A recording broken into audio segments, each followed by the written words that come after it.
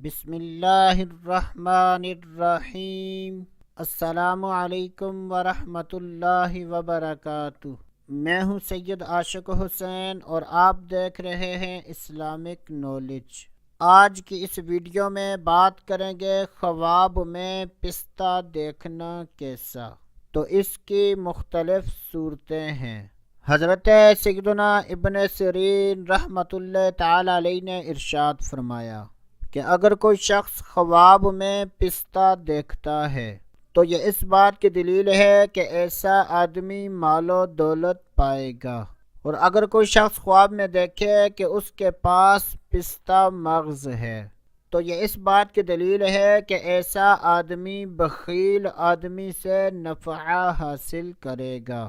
حضرت سیدنا جابر مغربی رحمۃ اللہ تعالی علیہ نے ارشاد فرمایا کہ اگر کوئی آدمی دیکھے کہ اس کو کسی نے پستہ مغز دیا ہے تو یہ اس بات کی دلیل ہے کہ ایسا آدمی مال و دولت پائے گا۔